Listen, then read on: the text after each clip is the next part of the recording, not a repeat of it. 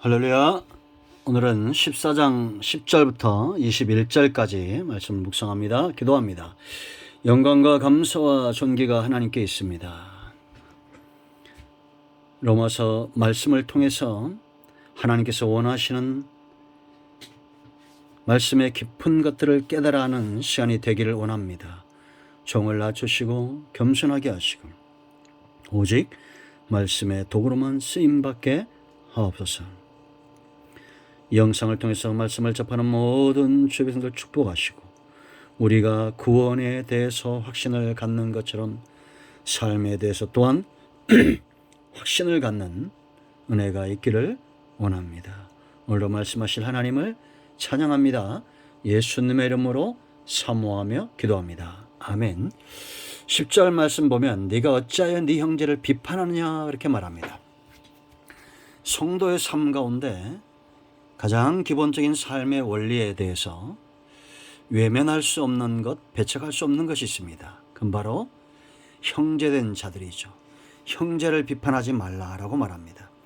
믿음에 연약한 자, 또 우리가 주를 위하여 어떠한 삶을 살 것인가에 대해서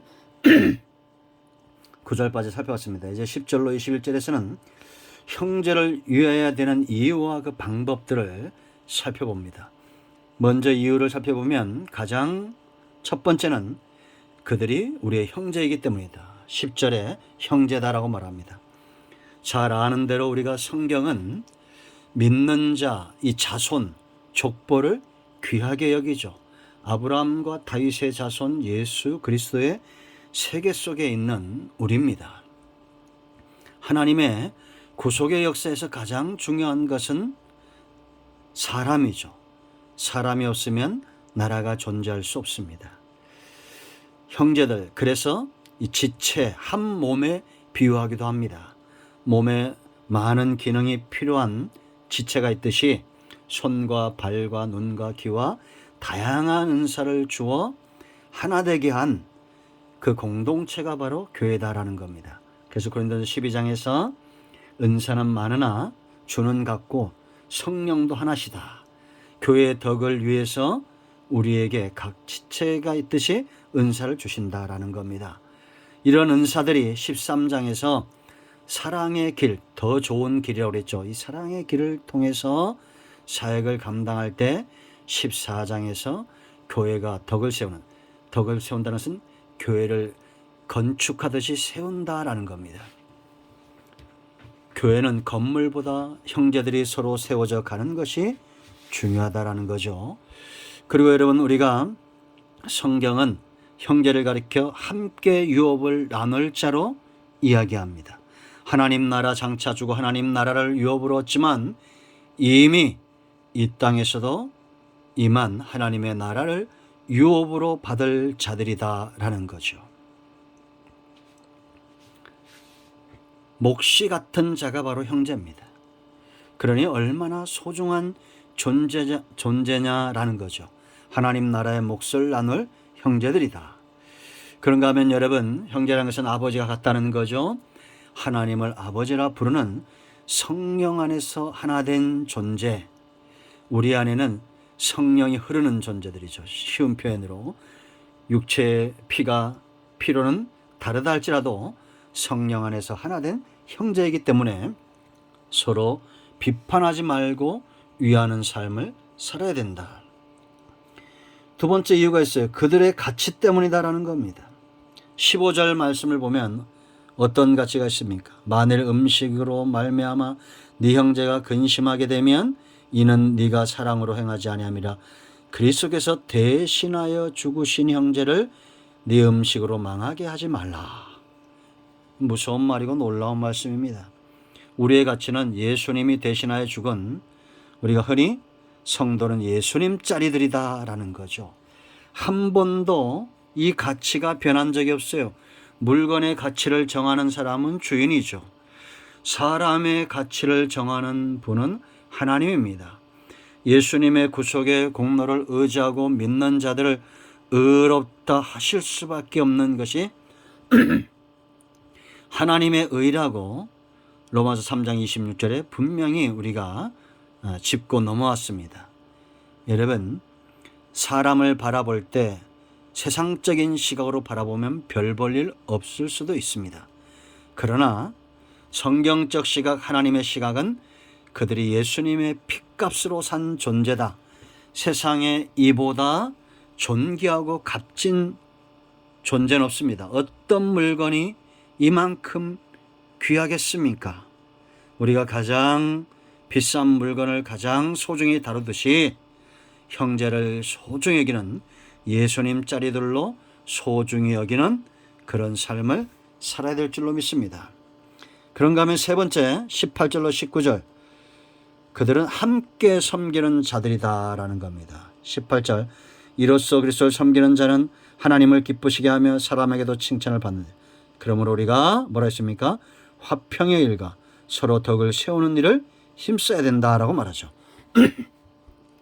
화평하고 덕을 힘써야 될 이유가 뭐냐? 함께 섬기는 자다.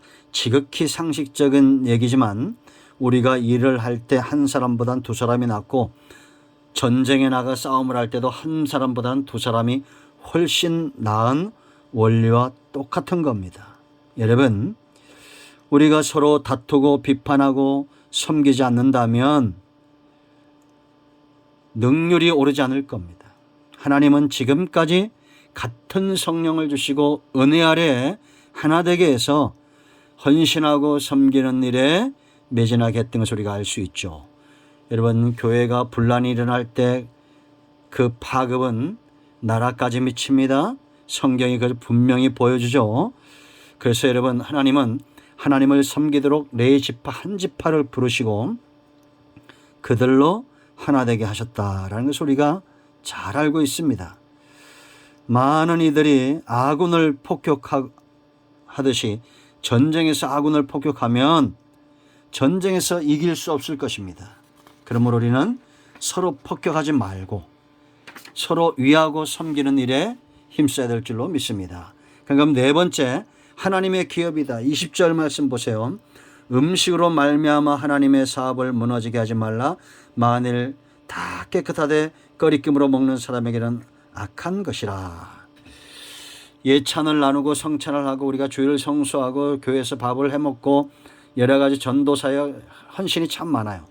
그런데 이런 일들을 할 때 서로 다투고 갈라서고 상처가 되면 결국은 하나님의 기업을 망하게 할 수 있다. 성도는 하나님의 사업, 하나님의 기업이다. 지금까지 하나님은 결과적으로 보면 망한 적이 없어요. 그런데 우리가 하나님을 CEO로 대표로 모시는 기업이면서 서로 다툰다면 이거는 좋은 것은 아니다라는 거죠. 하나님의 선하신 뜻, 하나님의 사업, 선하신 뜻, 그것을 이루는 사원들이다 이렇게 보시면 돼요. 그러니까 실질적 기업은 뭡니까? 바로 성도들이죠. 하나님의 소유된 백성이다라는 겁니다. 아무리 큰 기업도 그 주체는 사람이죠. 이 나라도 뭡니까? 정권도 아니고 이 나라의 이념도 아니고 사상도 아니고 백성이 이 나라의 주인이 되는 겁니다. 그렇지 않습니까? 하나님 나라도 마찬가지입니다. 땅도 중요하고 주권도 중요하지만 백성, 이 기업이 중요한 겁니다. 그럼 우리는 서로를 바라볼 때 하나님의 기업으로 바라보고 하나님의 선하신 뜻을 함께 수종드는 자들로 봐야 된다라는 거죠. 하나님은 촛대를 옮겨서라도 하나님의 사업을 이루어 가시는 분이다라는 거죠. 우리 모두가 하나님 나라 위에 귀하게 쓰임받는 우리 모두가 되기를 축복합니다. 기도합니다. 하나님, 이 말씀대로 되는 은혜가 있게 하옵소서. 주 안에서 하나 된 형제들을 사랑하고 그들의 가치를 알며 함께 섬기는 자들로 하나님의 기업됨을 소중히 여기는 지혜로운 백성들 되기를 원합니다. 예수님의 이름으로 사모하며 축복하며 기도합니다. 아멘. 이제 선포합니다. 오직 복음만이 복음이 됩니다. 나선 예수의 이름을 명하노니 우리 가운데서는 모든 흑암과 어둠의 영들은 물러가며 막혀있는 모든 것들은 열려질지어다. 예수님으로 강건함을 받을지어다. 코로나19는 종식되어지고